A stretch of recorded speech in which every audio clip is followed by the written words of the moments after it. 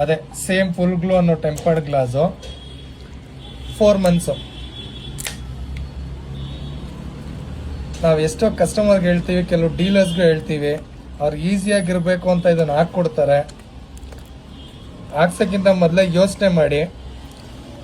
ನಾನೇ ಆಗಲಿ ಯಾರೇ ಆಗಲಿ ಡೀಲರ್ಸ್ ಹಾಕಬೇಕಾದ್ರೆ ಹಾಕ್ಕೊಡ್ತೀವಿ. ನಾಳೆ ದಿನ ಆ ಥರ ಪ್ರಾಬ್ಲಮ್ ಆದರೆ ಇದು ಟೆಂಪರ್ಡ್ ಗ್ಲಾಸು ಅಂದರೆ ಫುಲ್ ಗ್ಲೋ ಇರೋದು ಅಂತ.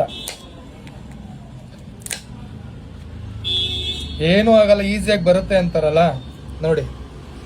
1+12 ಗತಿ ಆಫ್ ಮಾಡಿ ಸರ್.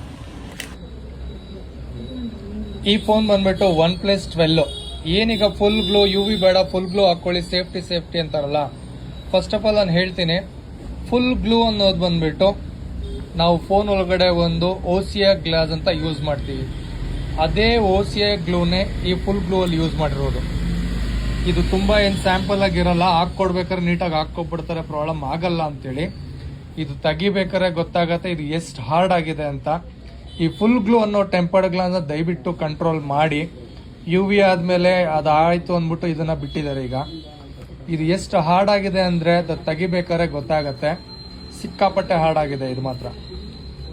ಕಸ್ಟಮರು ಟ್ರೈ ಮಾಡಿದ್ರು, ಅವರೀಗ ಮಾತಾಡ್ತಿದ್ದಾರೆ. ಹೆವಿ ಹಾರ್ಡ್ ಇದೆ ಗಮ್ಮಿದು.